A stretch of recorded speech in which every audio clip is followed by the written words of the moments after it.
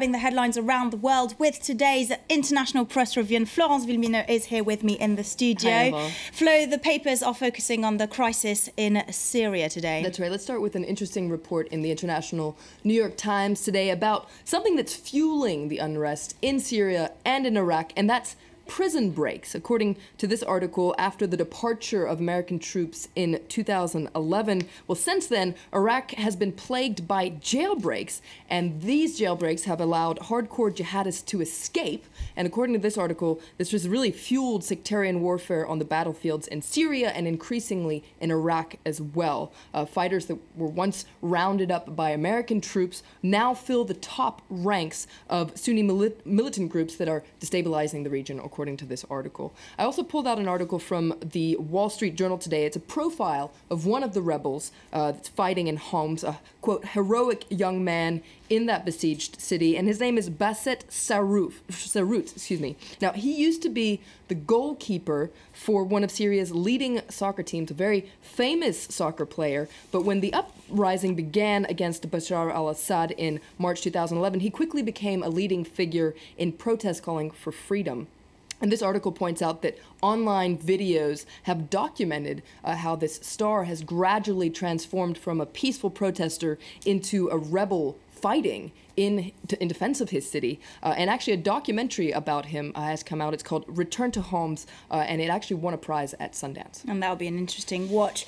All right, the international press is also focusing on Italian politics because Prime Minister Enrico Letta is facing a challenge from a younger rival. That's right, that's Matteo Renzi, the leader of the Democratic Party. You can read all about it in La Repubblica today. He's also the mayor of Florence, and he wants to replace Letta as the Prime Minister. But this article points out that Letta is digging in his heels. Now, the editorial in La Stampa also focuses on this, and it predicts that there will, in fact, be what the media has dubbed La Staffetta, the relay in coming days. And it's a very interesting article because it really focuses on his how he's forced his way to the front of the political scene in just the last few months. And according to La Stampa, well, it's very similar to the way another politician blasted onto the scene in 1994, and that's Silvio Berlusconi.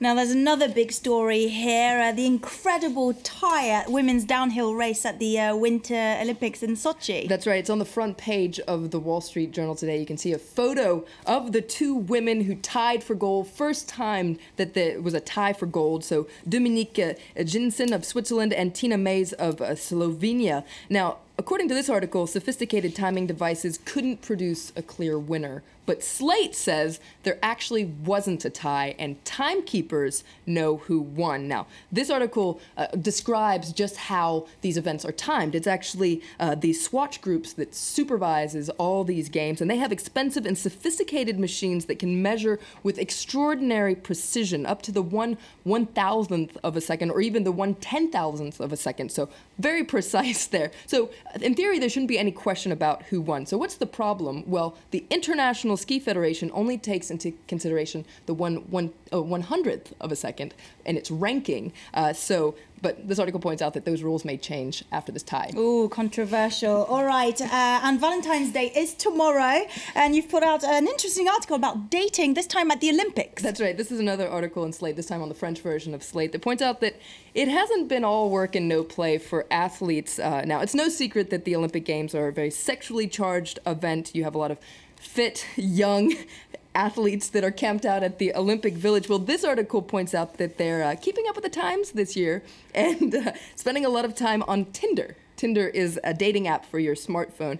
You can see a photo there of American snowboarder Jamie Anderson. She really spilled the beans about this in Us Weekly. She said that Tinder at the Olympic Village is the next level. She says there's so many cuties out there, but in the end she had to delete her account because it was too distracting. Oh no, what a shame. All right, thank you very much. That was Florence Villemino with all of today's press review.